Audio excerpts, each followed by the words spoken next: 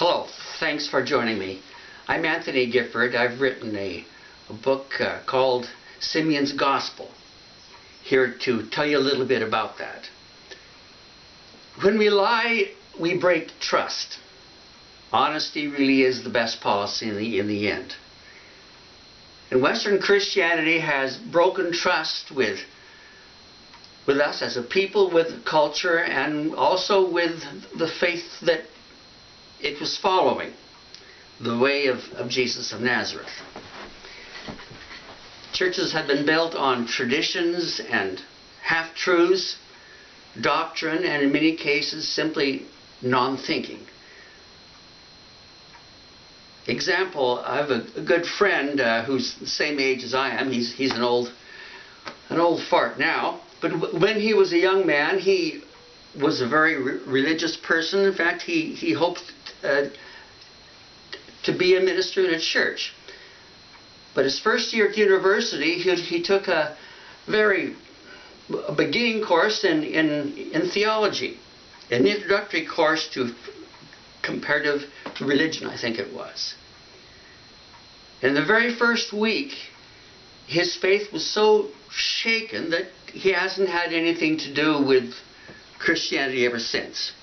In that first week, he found out that the Gospels, Matthew, Mark, and Luke, and John, were probably not written by Matthew, Mark, Luke, and John.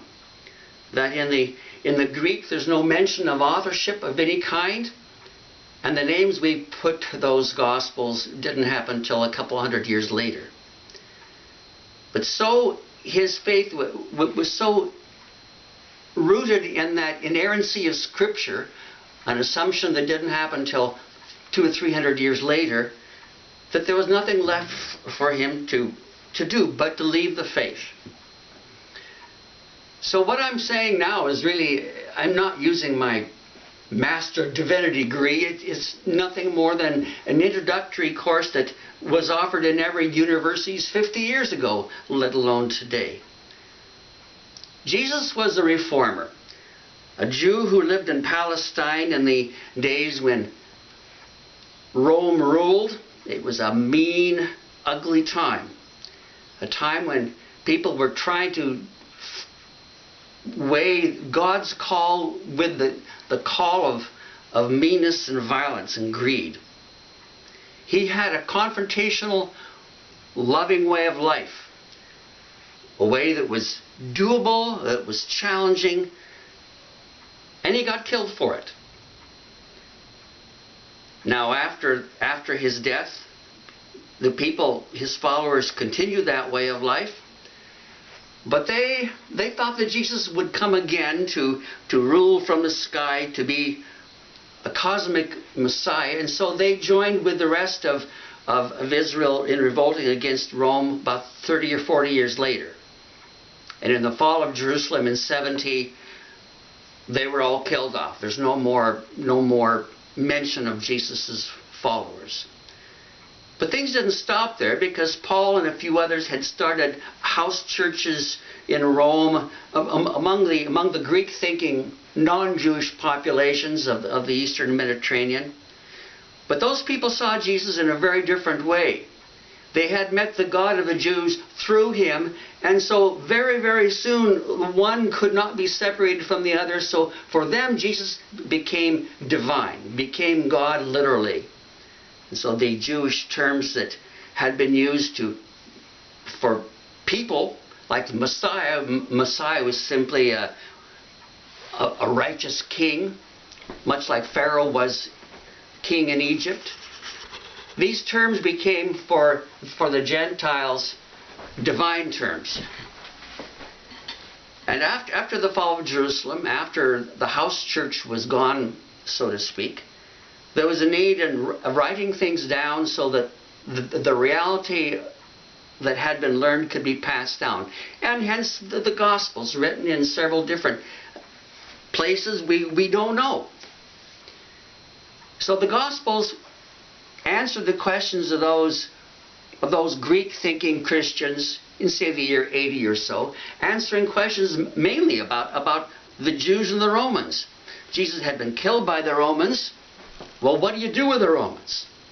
So And they knew that Jesus' way was one of nonviolence. So the Gospels are used the sayings of Jesus, putting in the story form that told the things that they needed to know, mainly live peacefully with the Romans. So you have in the Gospels, the Romans are always the good guys. There's not a bad mention of Rome or Caesar, where the Jews are, by and large, the bad guys. Completely turning history on its ear for very good reasons, so that people in the year 85, say, would understand and follow truthfully. But that's about as historically accurate as getting a historical novel from occupied France in 1943, and if there's no bad mention of the Gestapo or Germans, you think, there's a reason here, let's find out about it. But since the 300s and the doctrine of scriptural inerrancy, we don't question. And that's what's gotten us into all this trouble. That's why today the very word religious is a bad word to much of our population. What I've done is very much against that doctrine of scriptural inerrancy.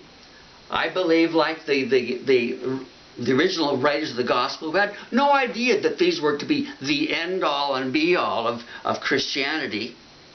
In the first part of Luke, the writer, well, let's call him Luke, the one who is known as Luke, says that he makes no claim of being eyewitness. In fact, he says very clearly that he's third or fourth witness, writing down to the best of his knowledge, putting things in a way that helps people to understand. Well, I've done the same thing. I've taken the sayings of Jesus, they're all there. Well, most of them. But the story form takes very seriously, as much as I have been able to find in my reading, the history of the time and place that challenges the reality, the politics within Judaism and with Rome. All that is taken as seriously as I can and put down in a way that we might understand the confrontational love that Jesus offered to his people back then, to his friends, not as a Messiah, not as a king, but as a child of God, calling them to be equally children of God. I do this not because I have any great knowledge or put myself on a pedestal, on an equal or any way to be more holy or educated. But I share what I have in hopes that that will encourage others to share what they have. And only in sharing our Gospels with each other will we grow in love and understanding. So in that spirit, in that hope, I offer it to you. Thank you so much.